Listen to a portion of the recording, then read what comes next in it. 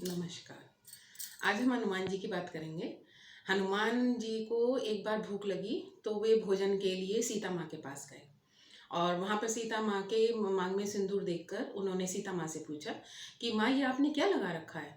तो माता सीता ने जवाब दिया कि ये सौभाग्यवती स्त्रियाँ अपनी मांग में सिंदूर लगाती हैं ताकि उनके स्वामी की उम्र लंबी हो और वो हमेशा प्रसन्न और वो रहें, कुशल रहें। तो हनुमान जी ने सोचा कि जब जरा से चुटकी भर सिंदूर लगाने से और स्वामी की उम्र बढ़ती है, तो अगर मैं पूरे शरीर पे सिंदूर लगा लूँगा तो वो तो अमर हो जाएंगे। तो हनुमान जी ने अपने पूरे शरीर पे सिंदूर लगाया और वो राम जी की सभा में पहुंच गए।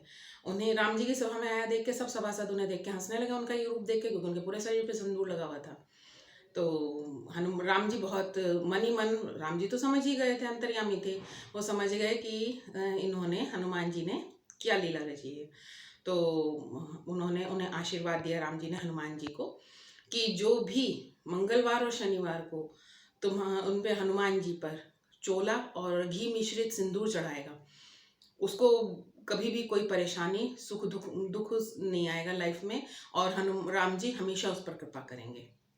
और इसके बारे में एक पौराणिक ये भी है कि जब उन पे, हनुमान जी पे चोला चढ़ाया जाता है या सिंदूर चढ़ाया जाता है घी मिश्रित, तो उससे वो हनुमान जी का स्पर्श होता है, और हनुमान जी का स्पर्श होने से मनुष्य में एक सकारात्मक ऊर्जा आती है, और उस सकारात्मक ऊर्जा के कारण उसकी, उसमें तेजस्विता में इंसान की वृद्धि होती है। तो राम जी का आशीर्वाद होता है जिस पे भी जो हनुमान जी पे चोला चढ़ाएगा या घी चढ़ाएगा, उस पे राम जी का आशीर्वाद सदैव बना रहेगा। फिर जब राम जी की मृत्यु हो गई, क्योंकि हनुमान जी को तो अमर बताया गया है कि उनकी मृत्यु नहीं होगी, तो राम जी की मृत्यु के बाद हनुमान जी वन की ओर चले गए और उन्होंने अपना, मतलब वन में ही देखे जाते हैं, आज भी सुना है उनके बारे में। त्रेता युग निकल गया, जब द्वापर युग में भीम जी बन गए थे उनकी, उसके लिए, तो उन्हें वानर रूप में उन्होंने दर्शन दिए और बल का ज्ञान भी दिया जो भीम जी को प्राप्त हुआ। और जो उसमें महाभारत के वक्त कृष्ण जी की जो रथ था उसकी पताका पर हनुमान जी विराजमान थे, और जब तक हनुमान जी विराजमान रहे तब तक कृष्ण के रथ का बाल भी बांका नहीं हुआ। और जैसे युद्ध समाप्त हुआ और हनुमान जी ने उनकी पताका छोड़कर चले गए, तो तुरंत ही रथ राख हो गया। तो कृष्ण, अर्जुन जी को बड़ा आश्चर्य हुआ कि पूरे उसमें, महाभारत में पूरे युद्ध के वक्त इसको कोई पर वो नहीं हुआ, रथ को नुकसान, और उन एकदम क्या हुआ कि वो खुद ही स्वयं ही जल के राख हो गया। तो कृष्ण जी ने कहा कि तुम्हारी जो ध्वजा, इस पे रथ की ध्वजा थी, उस पर जब तक हनुमान जी विराजमान रहे तुम्हारे रथ का बाल भी बांका नहीं हुआ, लेकिन उनके ध्वजा से जाते ही तुम्हारा रथ चूर हो गया।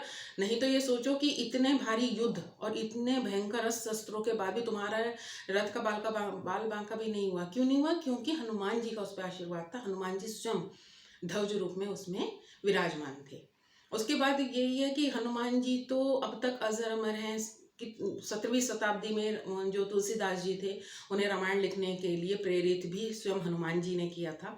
और इंडोनेशिया है, अमेरिका है, सब जगह आज, सब जगह, कई जगह, मतलब वानर देव के रूप में इनकी, हनुमान जी की पूजा की जाती है। वहाँ वानर देव कहते हैं, लेकिन जो उनकी मूर्तियों की स्ट्रक्चर है वो हनुमान जी से मिलती जुलती है। तो यही कहा जाता है कि हनुमान जी को जहाँ जहाँ देखा गया और उनकी कृपा रही उस रूप में, वहाँ वहाँ मंदिर, विश्व में कई देशों में इनके मंदिर हैं हनुमान जी के।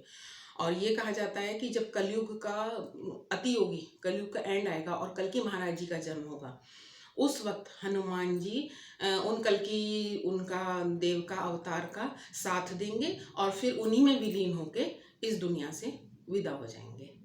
तो हनुमान जी की जो पूजा करते हैं, हनुमान जी तो बल और बुद्धि के वैसे ही बहुत बड़े स्रोत हैं। तो जो भी हनुमान जी को याद करता है या उन्हें अपने अंग संग समझता है, हनुमान जी सदैव उस पर कृपा बनाए रखते हैं। हम सब पर कृपा बनाए रखें। धन्यवाद।